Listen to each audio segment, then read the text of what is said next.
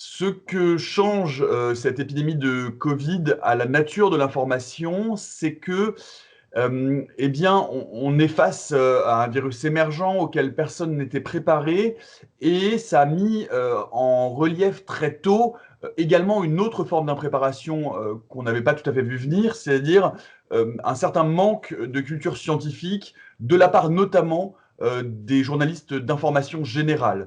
On s'est rendu compte que, face à cette épidémie, il y avait un déficit en journalistes scientifiques dans les rédactions et un déficit en culture scientifique eh bien, de la part des journalistes chargés de présenter les informations. Et donc, quel a été notre travail, nous, en tant que journalistes scientifiques? Eh bien, c'est précisément de démêler ce qui était de l'ordre de, eh bien, de la littérature scientifique, de la recherche en train de se faire. Il faut préciser que pour le grand public, la plupart du temps, la science, c'est la vérité. C'est ce qui est établi scientifiquement et donc c'est ce qui discrimine le vrai du faux. Or, ce qui s'est passé pendant cette épidémie, c'est qu'on était face à quelque chose d'émergent et que du coup, le processus de la recherche scientifique est arrivé au premier plan. Et donc, ce processus de recherche scientifique, d'habitude, il se fait en dehors du regard médiatique. Il se fait entre les scientifiques. C'est dans un lieu naturel, de controverse. Les scientifiques ne sont pas d'accord. Ils cherchent, ils découvrent. Parfois, ils se contredisent et, in fine, arrive un consensus scientifique qui, à ce moment-là, est divulgué et expliqué au grand public. Or là, on a suivi ce processus de recherche et donc on a suivi ces controverses. Et ces controverses, elles ont apporté certainement une partie de confusion dans l'esprit du grand public en disant les scientifiques ne sont pas d'accord, ils se contredisent, ce qui est naturel dans un processus de recherche scientifique. Mais là, le problème, c'est que les journalistes d'information générale n'ont pas su correctement expliquer eh bien, que ce processus de recherche était en cours et qu'il était normal que l'on découvre des choses et que eh bien, parfois certaines découvertes viennent compléter ou viennent infirmer d'autres éléments. Je prends pour exemple la contamination des enfants. Au début et lors du premier confinement, il a été expliqué très vite qu'il fallait fermer à tout prix les écoles parce qu'on a craint que ce coronavirus se comporte comme la grippe. Or, on sait que pour la grippe saisonnière, les enfants sont des réservoirs viraux, sont des endroits, sont peu symptomatiques, mais vont contaminer très facilement les adultes. Or, on s'est rendu compte progressivement, en faisant des études, les études ça prend du temps, eh bien que les enfants, les plus jeunes, étaient a priori moins touchés par cette épidémie et donc moins contaminants. Et donc ça a envoyé des messages contradictoires. Donc notre travail à nous, eh bien, ça a été de retourner à la littérature scientifique, de faire ce travail de pédagogie et d'expliquer ce qu'il y avait dans les études et pourquoi certaines études pouvaient être contradictoires avec les autres. Et puis ça a été aussi quelque chose d'important parce que c'est un événement majeur de cette crise, c'est que les journalistes d'information générale étant mal préparés, ne sachant pas forcément lire des études, ont donné la parole à certains scientifiques qui faisaient de la mauvaise science et qui se sont emparés du débat public pour d'autres raisons, politiques, personnelles, que nous ne sommes pas à même de juger, mais qui en tout cas ont eu beaucoup d'audience sur les plateaux télé.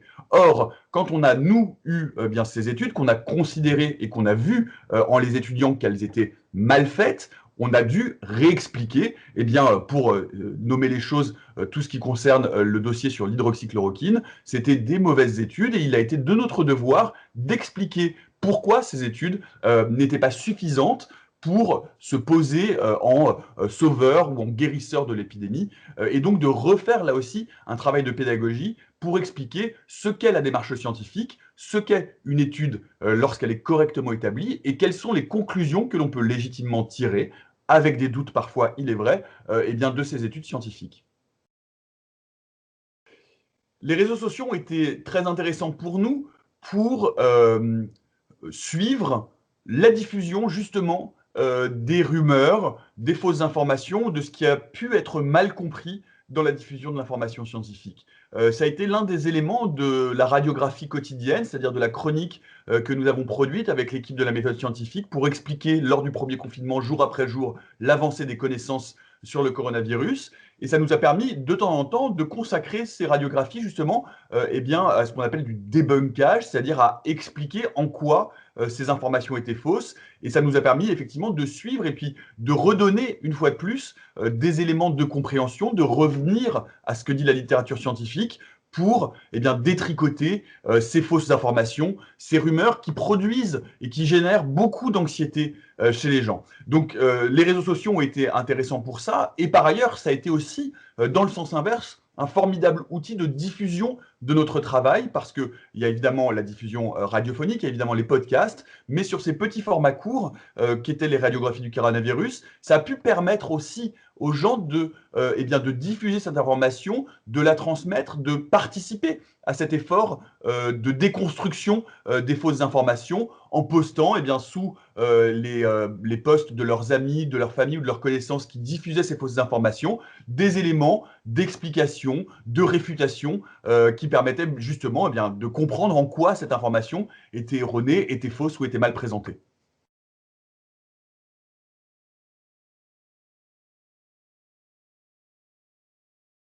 Notre travail, c'est d'attester, d'expliquer ce qu'est l'actualité, l'information scientifique.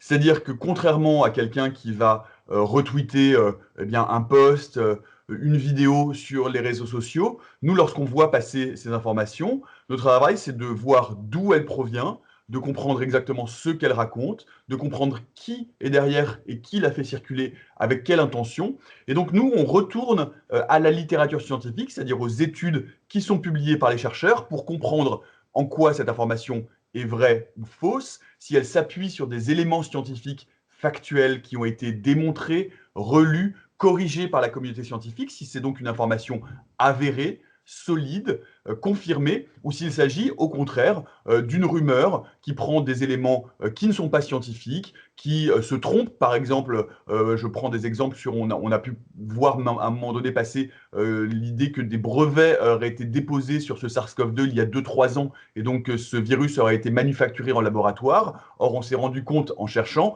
que ces brevets ne concernaient pas le SARS-CoV-2, qu'il s'agissait d'un document qui avait été modifié, qui avait été falsifié, qui avait été trafiqué. Donc voilà, notre travail, parce que nous sommes journalistes, c'est effectivement un travail de vérification de l'information pour pouvoir l'attester.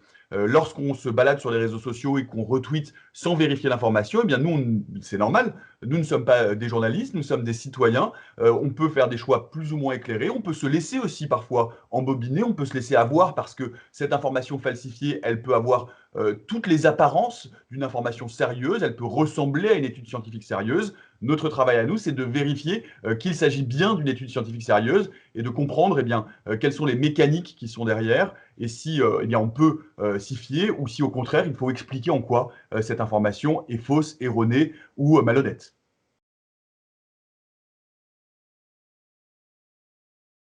Il y a une rumeur au début au début de l'épidémie, il y a une rumeur qui a circulé comme quoi le SARS-CoV-2 aurait des points communs avec le VIH, le virus du sida. Et ça a beaucoup circulé et ça a été repris, ce qui a été d'ailleurs très nuisible pour justement la diffusion de cette fausse information, puisque c'est une fausse information, par un ancien prix Nobel qui a été récompensé pour ses travaux sur le sida. Cet ancien prix Nobel, c'est Luc Montagnier, qui a été invité sur des plateaux télé. Et Luc Montagnier, dont on sait depuis quelques années que, eh bien, il soutient des informations fausses, qu'il s'exprime en dehors de son champ de compétences, qu'il cède à un certain nombre de théories du complot ou à des théories conspirationnistes autour de la vaccination ou de la mémoire de l'eau, par exemple. Et donc, bah, notre travail, ça a été de se dire d'où ça vient. Et qu'est-ce qu'on a trouvé? On a trouvé non pas une étude, mais une prépublication, c'est-à-dire une étude qui n'a pas été vérifiée par les scientifiques, qui a été diffusée sur un site tout à fait scientifique de 4 chercheurs indiens qui disaient nous avons trouvé, quand nous avons fait, quand nous avons analysé le génome du virus, c'est-à-dire quand on a exploré sa structure, on a trouvé des petits bouts du virus SARS-CoV-2 qui ressemblent à des petits bouts du VIH.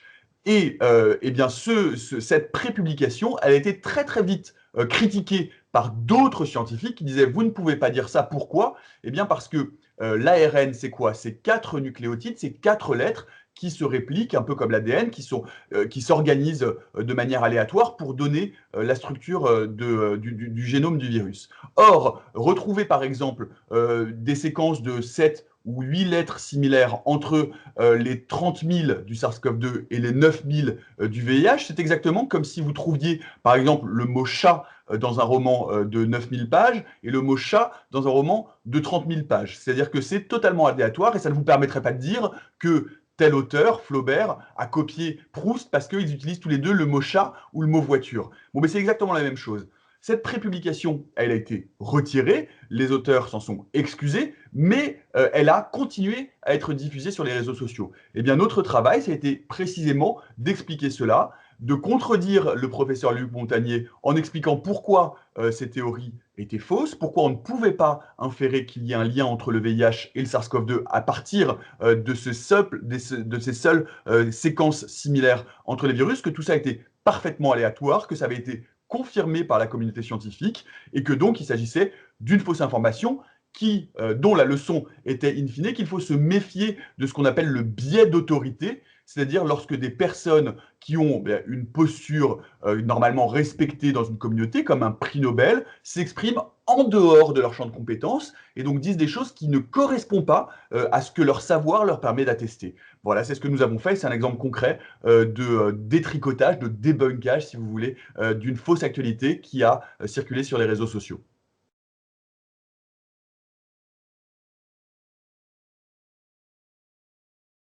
Quand on voit passer une information sur les réseaux sociaux, il faut toujours vérifier d'où elle provient.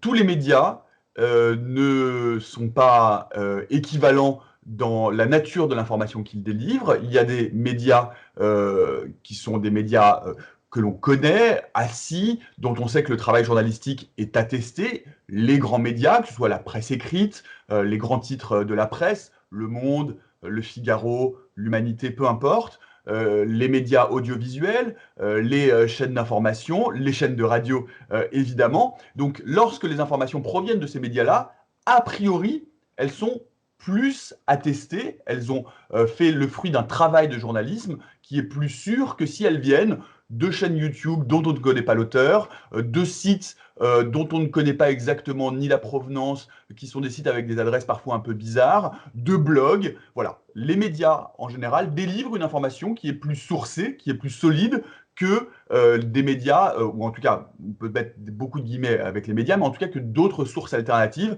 qui ne relèvent pas d'organes de presse. Ensuite, il faut aussi faire attention à l'information que délivrent certains médias. Il y a par exemple des chaînes Tout Info qui ont des lignes éditoriales qui sont des lignes éditoriales très populistes et qui ne vont pas avoir de scrupules à, malgré tout, continuer à diffuser des informations ou donner la parole à des personnages ou à des personnalités dont le travail n'est pas un travail rigoureux. Il faut aussi se méfier de qui prend la parole. Ça, c'est plus difficile parce que quand ces personnages-là sont invités dans des médias qui sont des médias qui ont pignon sur rue, qui sont diffusés sur les canaux d'information grand public, eh bien évidemment, ça peut prêter à confusion. Ce qu'il faut faire, c'est d'une part, encore une fois, vérifier la source de l'information. Si c'est un média officiel, a priori, c'est une information plus sûre. Ensuite, eh bien, j'ai envie de dire, ce qu'il faut faire, c'est exercer votre esprit critique. C'est-à-dire de dire, en fait, pourquoi est-ce que cette information m'intéresse?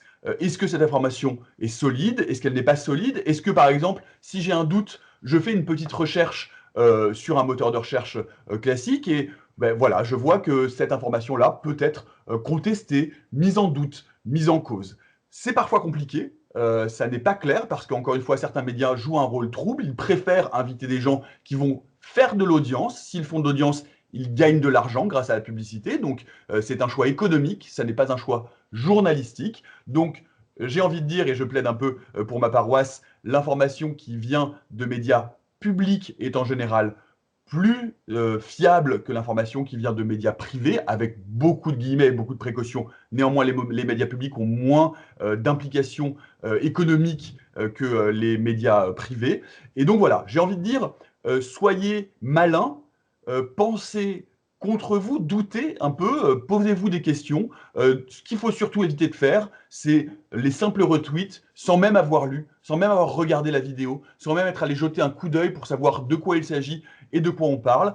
Toujours faire un peu attention et se poser des questions à soi-même en se disant qu'est-ce que je fais quand je transmets cette information? Quel type d'information je transmets? Il y a aussi quelque chose et un petit truc que je peux vous donner, c'est que en science en tout cas, il y a quelque chose qui est très puissant, c'est la force du consensus. Quand beaucoup de scientifiques différents qui ont travaillé dans différents laboratoires, dans différents pays, arrivent au même résultat, ça veut dire que c'est une information très solide. Quand il y a un consensus, c'est qu'à côté de ce consensus, une personne dit quelque chose de radicalement différent en disant « c'est moi qui détiens la vérité », tout de suite, c'est beaucoup plus suspect. Quand une personne parle seule et que son point de vue n'est pas repris, n'est pas confirmé, n'est pas validé par d'autres personnes, alors il faut tout de suite mettre un peu plus en doute la parole de cette personne, parce qu'en général, à de rarissimes exceptions près, la parole d'un individu pèse moins lourd que la parole d'une collectivité.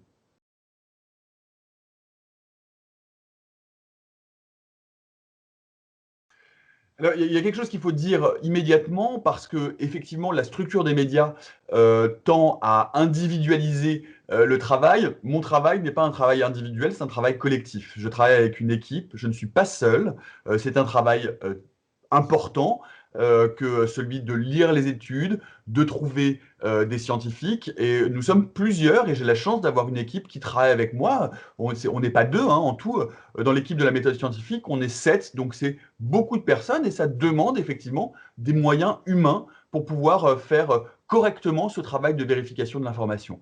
Pour ce qui est du choix, des experts, eh bien en fait, nous avons alors j'aime pas beaucoup moi le mot expert, parce que tout le monde se revendique expert de n'importe quoi aujourd'hui sur tous les plateaux télé. Pour faire le choix des scientifiques qui parlent, des chercheurs et des chercheuses, eh bien, nous avons recours à la littérature scientifique. Les chercheurs et les chercheuses publient des études dans des revues qu'on appelle à comité de lecture, c'est-à-dire que leurs travaux vont être vérifiés par d'autres scientifiques dans le même domaine de recherche qui vont regarder ces travaux, et vérifier s'ils ont été bien conduits, s'ils sont solides, et éventuellement d'ailleurs pousser ces scientifiques à les amender, à les corriger pour qu'ils soient eh bien, le plus rigoureux possible. Donc, bien, on a recours à ces revues à comité de lecture. Nous cherchons les travaux sur le sujet qui nous intéresse, mais également les travaux précédents. Et puis ensuite, nous faisons un travail de pré-interview, c'est-à-dire que avant que ces scientifiques ne parlent à l'antenne, avant que je m'entretienne avec eux en direct ou en différé, eh bien, mes collaboratrices et mes collaborateurs vont les appeler et vont discuter avec eux du sujet pour voir si eh bien, ils se sentent légitimes à en parler, si parfois ils les réorientent vers une ou un de leurs collègues qui serait plus à même de répondre à cette question particulière. Et donc voilà, c'est un travail collectif de recherche qui est toujours fondé eh bien, sur la littérature scientifique et donc sur ce que je disais tout à l'heure, c'est-à-dire sur le consensus scientifique, sur la charge de la preuve maximum que l'on peut obtenir en sciences, c'est-à-dire quand les travaux ont été lus, revus et corrigés par un ensemble de scientifiques qui, a priori, n'ont pas d'intérêt ou de collusion les uns vis-à-vis des autres.